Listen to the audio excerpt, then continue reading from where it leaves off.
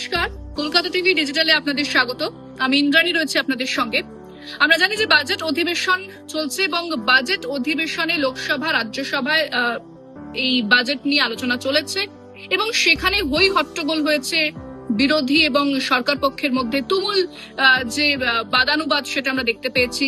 পাশাপাশি বেশ কিছু মুহূর্ত উঠে এসেছে যেখানে বিরোধীরা তারা সরকার পক্ষকে যেভাবে নিশানা করেছে এবং সরকার পক্ষ তার জবাব দিয়েছে, সেই সমস্ত কথোপকথন কিন্তু এসেছে এবং সেই সমস্ত কথোপকথন কি কি চলেছে এই আলোচনাতে সেটা আপনাদের জানাবো। সেখানকার মুহূর্ত আপনাদের সঙ্গে আমি শেয়ার করে নেবো। অর্থাৎ প্রথমেই আমরা দেখলাম যে কল্যাণ বন্দ্যোপাধ্যায় তিনি কিছু কথা বলেছেন এবং আমরা জানি যে কল্যাণ বন্দ্যোপাধ্যায় যখন কোনো মন্তব্য করেন এবং যখন সংসদে তিনি বক্তব্য রাখেন সেটা যথেষ্ট আকর্ষণীয় হয় এবং সবাই কল্যাণ বন্দ্যোপাধ্যায়ের কথা শুনতে চান এবং সরকার পক্ষের তরফ থেকেও কল্যাণ বন্দ্যোপাধ্যায় সেই বক্তব্য তারা অধীর আগ্রহে শোনে। তবে যেটা জানি বলবো, বিহারের যিনি সাংসদ রয়েছেন সাগরের এবং যিনি মন্ত্রী হচ্ছেন ফিশারি, অ্যানিমাল হাজবেন্ডারি এবং ডেয়ারিং মন্ত্রী লালন সিং, তিনি যখন বক্তব্য রাখছিলেন মাছ সংক্রান্ত, মাছ নিয়ে একটি মন্তব্য রাখছিলেন, তখন সেই বক্তব্যে স্পিকার ওম বিড়লাকে তিনি জিজ্ঞেস করেন যে আপনি কি মাছ খেয়েছেন।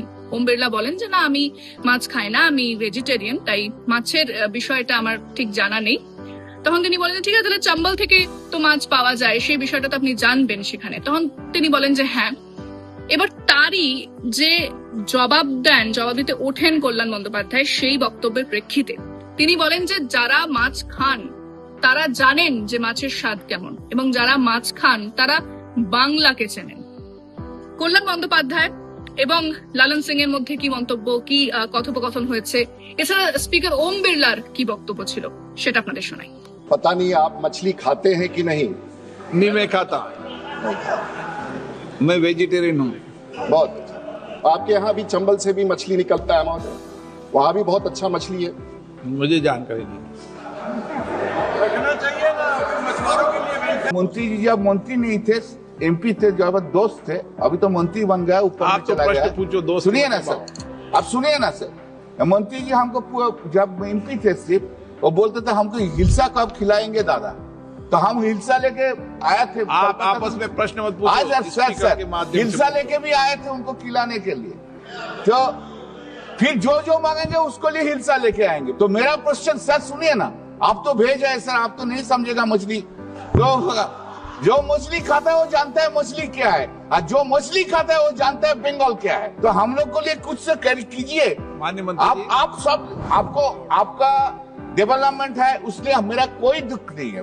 ज्यादा हो, बिहार को होना चाहिए, ज्यादा हो, लेकिन हम लोग को लिए राजीव जी किससे कहिए, कभी तो हम लोग का दोस्त है, कभी तो छोड़ के जाता है, लेकिन दोस्ती तो थोड़ा तो रहना हो रहा हो ना। जो integrated coastal village, modern coastal village development programme, वो राज्य और केंद्र के हिस्सेदारी से चलता है, और राज्य से जब प्रस्ताव आएगा तो केंद्र सरकार, प्रधानमंत्री नरेंद्र मोदी जी किसी राज्य को छोड़कर चलने में विश्वास नहीं करते हैं, सभी राज्यों को साथ लेकर चलने में विश्वास करते हैं। এবার আসি সাংসদ মহুয়া মৈত্রের প্রসঙ্গে। তিনি ইউজিসি নিয়ে কথা বলেছেন, পাশাপাশি উপাচার্য নিয়োগ নিয়ে কথা বলেছেন যে যেভাবে উপাচার্য নিয়োগ করা হচ্ছে তাতে শিক্ষার মান পড়ে যেতে পারে। ঠিক কি বলেছেন মহুয়া মৈত্র, দেখে নিন। There is no state nominee, no nominee of the state government on the search and selection committee when the state pays completely for the state-run universities. The second is for the post of vice chancellor, anybody from public policy, public service, administration can now be appointed as the role of the vice chancellor. This will severely dilute the academic qualifications and standing of the vice chancellor. The third is, no sir, it's very important sir. The third thing is, if there is an inquiry committee, if there's a violation, even then there is no representative of the state government. Illegal immigration নিয়ে Trump যে সমস্ত পদক্ষেপ নিচ্ছে এবং যেভাবে যারা সেখানে মার্কিন মূলকে যারা কাজ করতে গিয়েছিলেন ভারতীয়দেরকে যেভাবে হাত করা পড়িয়ে দেশে পাঠানো হয়েছে, সেটা নিয়ে তীব্র নিন্দা করেছেন এবং সরকার পক্ষকে তুমুল দোষেছেন হচ্ছে কংগ্রেস সাংসদ মনীষ তিওয়ারি। কি বলেছেন মনীষ তিওয়ারি, তার বক্তব্য শোনাই। ये जो इलीगल इमिग्रेंट्स थे, कथाकथित इलीगल इमिग्रेंट्स, जो कोई अपराधी नहीं है, कोई आतंकवादी नहीं है, अपनी रोजी रोटी कमाने के लिए वहां बाहर गए थे, क्या उनको हथकड़ियां और बेड़ियां पहनाकर भारत वापस लाया जाएगा? সম্প্রতি ইউটিউবার রণবীর আলাবাদিয়া তার যে একটা মন্তব্য একটি অনুষ্ঠানে গিয়ে সে যে মন্তব্য করেছিল সেটা নিয়ে তুমুল বিতর্কের সৃষ্টি হয়েছে এবং সেটা নিয়ে বিরোধী পক্ষের যিনি সাংসদ রয়েছেন তিনি বলছেন যে এই যে ইউটিউবে যারা পারে যেভাবে পারে মন্তব্য করে সেখানে একটা সেন্সরशिप হওয়া উচিত। ঠিক কি বলেছেন তিনি? ओटीटी प्लेटफॉर्म पर कोई भी सेंसर नहीं है, उनको दिशा नहीं है, उनके कंटेंट पे कुछ भी दिशा नहीं है, कुछ भी पॉलिटिकल के बारे में कुछ भी अनाप शनाप बातें करने की ये जो रिवाज चालू है इसके ऊपर सेंट्रल गवर्नमेंट ने ध्यान देना चाहिए और सेंसर लगाना चाहिए। ओटीटी प्लेटफॉर्म्स सब पॉडकास्टर उनके लिए सख्त कायदा बनाना चाहिए और उनके ऊपर तुरंत गुना दाखिल करना चाहिए।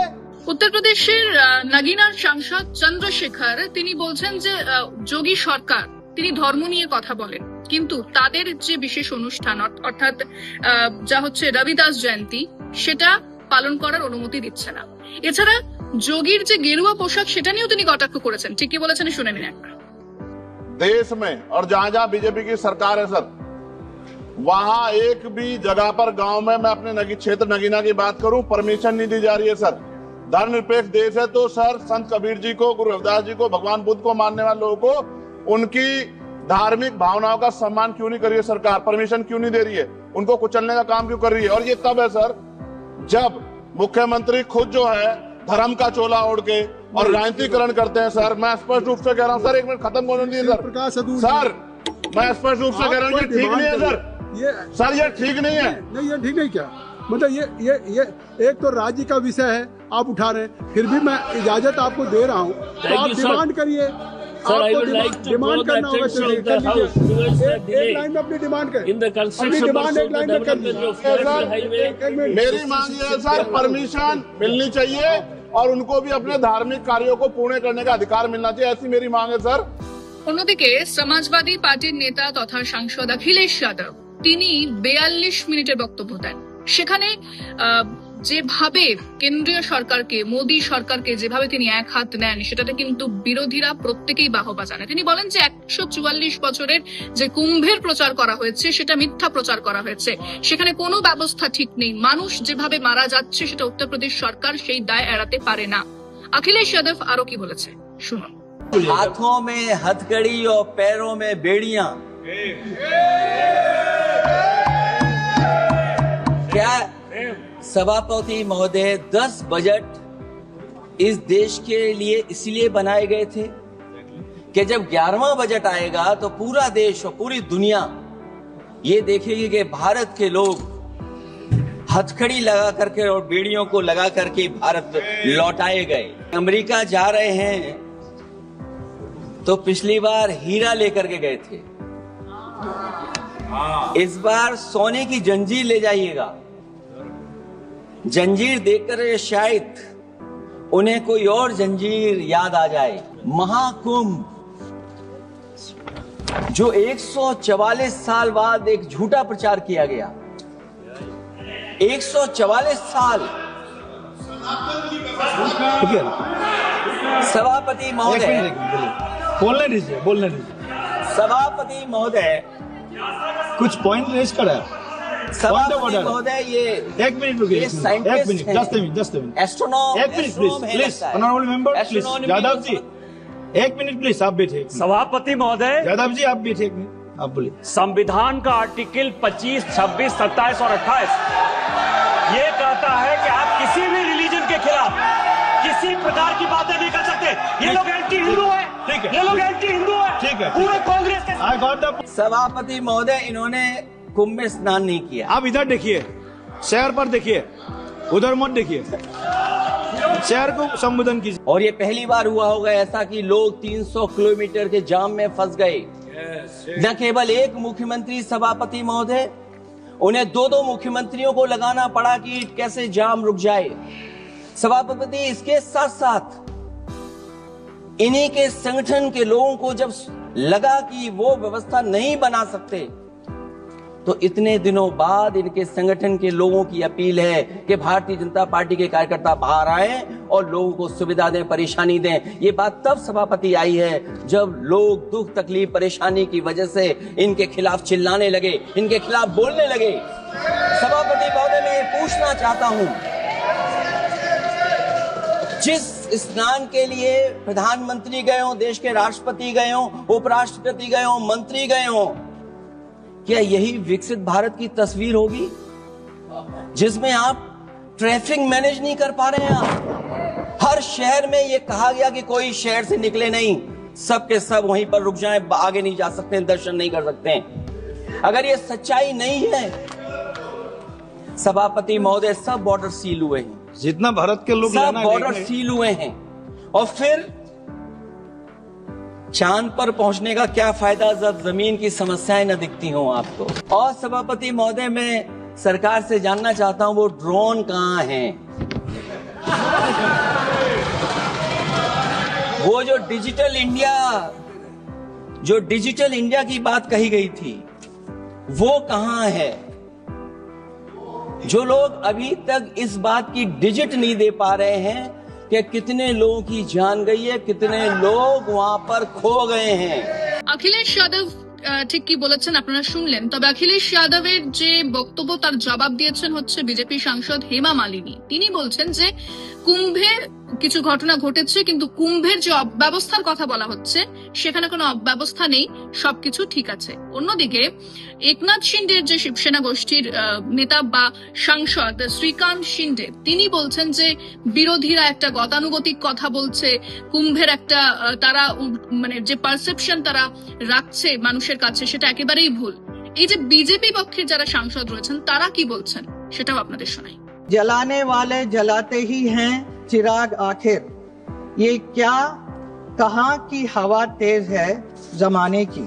मैं उत्तर प्रदेश से सांसद हूं, जहां तीर्थराज प्रयाग में भारत की महान सांस्कृतिक परंपरा का महाकुंभ चल रहा है।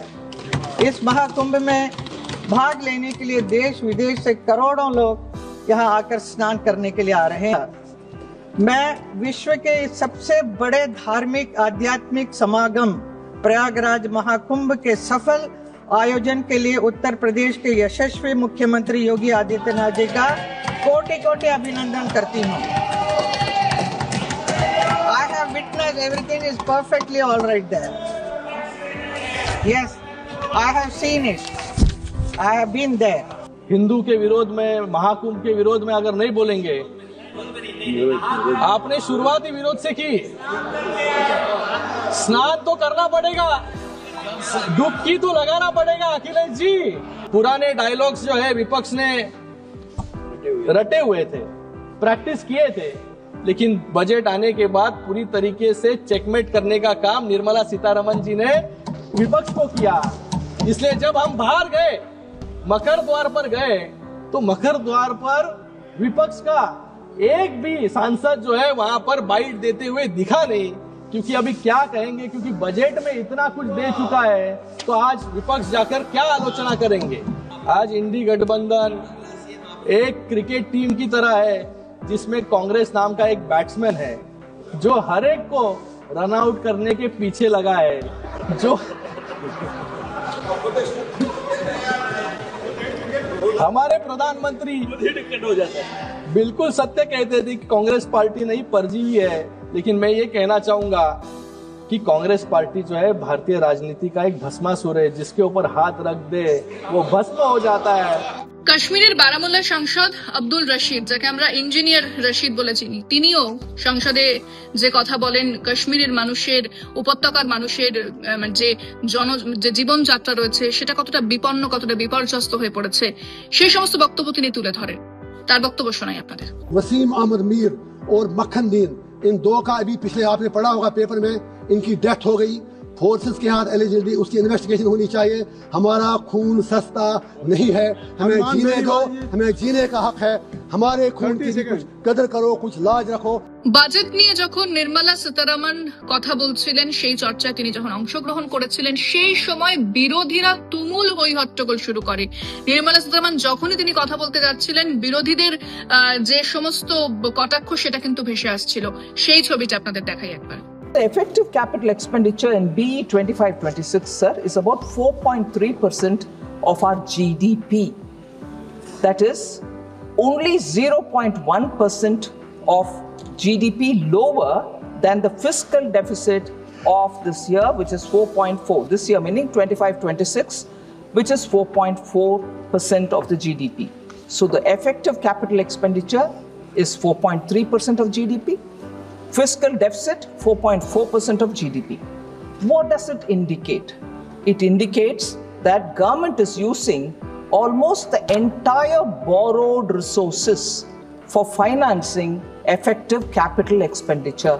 So the borrowings are not going for revenue expenditure or committed expenditure or any of those kinds. It's going only for creating capital assets. এরপর সংবিধান নিয়ে কথা শুরু হয় সংসদে এবং সংবিধান নিয়ে কথার সময় যে যে ঘটনা ঘটে সেটা একবার আপনাদের দেখাই। क्या कारण थे कि 26 जनवरी 1949 को जो भारत के संविधान पर हस्ताक्षर किया गया, उनके महत्वपूर्ण हिस्सों को कुछ लोगों ने न जाने कब बिना किसी संसदीय स्वीकृति के उन्हें हटा दिया। भारत का भगवान श्री राम जब लौट करके अयोध्या आ रहे थे, उनके वापस लौटने की फोटो बनाई गई थी जो हटा दी गई। भगवान कृष्ण युद्ध के मैदान में जब सरमन दे रहे थे, उस पूरे दृश्य को हटा दिया गया। भगवान बुद्ध की फोटो को, उनके आदेश को हटाया गया। भगवान महावीर के उपदेश देते हुए हिस्से को हटाया गया। सम्राट विक्रमादित्य की फोटो को हटाया गया। यहाँ तक कि महात्मा गांधी की 2 फोटोज थी, उन दोनों फोटोज को इन लोगों ने हटा दिया। लक्ष्मीबाई की फोटो इन लोगों ने हटाने का काम किया। शिवाजी की फोटो इन लोगों ने हटाने का काम किया। हिमालय, समुद्र जो भारत की सीमाएं बनाती थी, उनके फोटो इन्होंने हटाने का काम किया। नेताजी सुभाष चंद्र बोस की फोटो ये स्वीकार नहीं कर पा रहे थे। नेताजी सुभाष चंद्र बोस के प्रति मैं इतनी आज के दिन कोई भी संविधान की पुस्तक लेता है, उसमें ये नहीं है और ये अनुचित है। मैं आग्रह करूंगा सदन के नेता से कि हमारे संविधान निर्माताओं ने जो दस्तखत किए हैं, उसमें उतना ही बदलाव हो सकता है जितना संसद स्वीकार करती है। उसके अलावा कोई भी बदलाव किसी भी व्यवस्था के तहत, चाहे न्यायिक व्यवस्था हो, संविधान में नहीं होना चाहिए। এরপর সংবিধান নিয়ে যখন কথা হচ্ছিল, আম্বেদকর নিয়ে যখন কথা হচ্ছিল, তখন রাজ্যসভার চেয়ারম্যান জগদীপ ধনখড়ের সঙ্গে বাদানুবাদে জড়িয়ে পড়েন কংগ্রেস সভাপতি মল্লিকার্জুন খাড়গে। তাদের মধ্যে কি কথা হয় শুনুন। मैं समझता हूँ साहब ये अनावश्यक इसको उठा रहे हैं और डॉक्टर अंबेडकर, बाबा साहब अंबेडकर ने जो कानून बनाया, यानी कॉन्स्टिट्यूशन बनाया, उसको कंट्रोवर्सी में लाना चाहते हैं और उसको कंट्रोवर्सी में लाकर ये कहना चाहते हैं वहाँ पर कृष्ण जी अंबेडकर जी की भावना को परिभाषित किया जा रहा है। अरे आप सुनिए तो सुनिए, अंबेडकर जी ने जो आप सुनिए तो जमीनी हकीकत होनी चाहिए।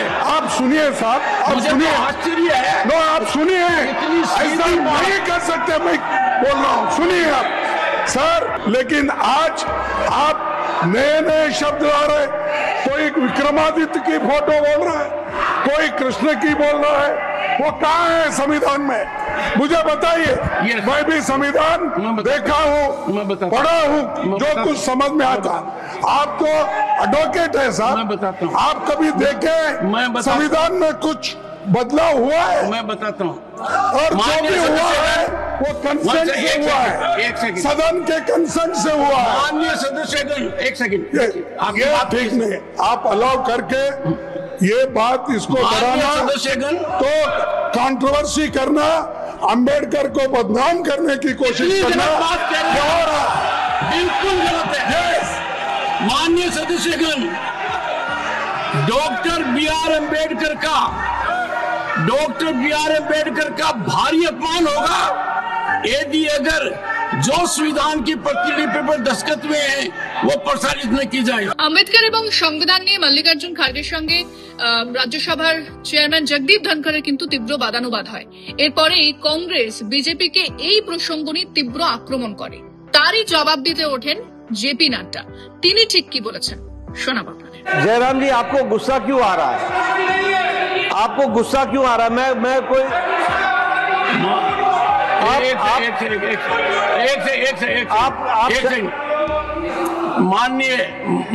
माननीय प्रतिपक्ष, माननीय सदन के नेताजी, जयराम जी को गुस्सा क्यों आ रहा है, यह भारत का स्वास्थ्य मंत्री बताएगा। ये आपकी जिम्मेवारी है। ये देखिए, ये मूल प्रति है, इसमें पूरा इलस्ट्रेशन दिया हुआ है, ये बता रहा है। और अभी जो संविधान पब्लिश हो रहा है, जो भी पब्लिशर्स पब्लिश कर रहे होंगे, उसमें ये कृतियां नहीं है। और आपने बहुत सही डायरेक्शन दिया। जो राधा मोहन जी ने जो प्रश्न उठाया वो बहुत महत्वपूर्ण है, और आपने सही डायरेक्शन दिया। सरकार इस बात को इंश्योर करेगी कि निश्चित रूप से कॉन्स्टिट्यूशन की भावनाएं, कॉन्स्टिट्यूशन की भावनाओं के साथ वह पब्लिशर्स पब्लिश करें और वही कॉन्स्टिट्यूशन की कॉपी मार्केट में उपलब्ध हो। एक बात, राज्यसभा से लोकसभा के सदस्यों को आप भी प्रिंट करके देते हैं। We will make amends. क्या उसमें है? We will make amends. Anyone who has done this omission is responsible. इनको तकलीफ इसलिए होती है क्योंकि इनको जो संविधान में वो कृतियां हैं वो कहीं ना कहीं तकलीफ देती हैं।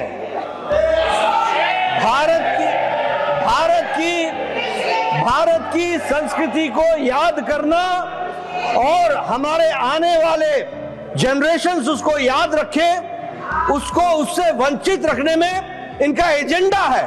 এরপরে তুমুল হই হট্টগোল শুরু হয়। তারপরে এই আম্বেদকর এবং সংবিধান নিয়ে আলোচনার সময়, এই প্রসঙ্গে আলোচনার সময় বিরোধীরা ওয়াকআউট করে সংসদ। তারপরে রাজ্যসভা চেয়ারম্যান জগদীপ ধনখড় তিনি বলেন যে এভাবে যেভাবে বিরোধীরা ওয়াকআউট করলো সেটা আম্বেদকরজির অপমান বলে কিন্তু তিনি বলেন। ঠিক কি হয়েছিল দেখুন। And I am little puzzled and surprised. The leader of the opposition and walk out. Do not find any rational ground.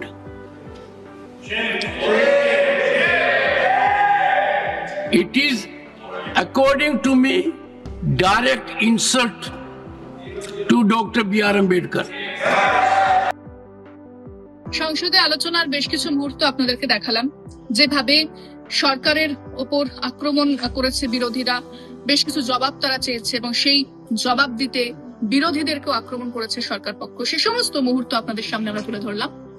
আজকের আলোচনা এখানেই শেষ করছি। অন্যান্য খবর এবং গুরুত্বপূর্ণ খবরের জন্য নজর রাখতে হবে কলকাতা টিভি ডিজিটাল এবং কলকাতা টিভি পর্দায়। দেখতে থাকুন কলকাতা টিভি, রাত 3, 7 দিন।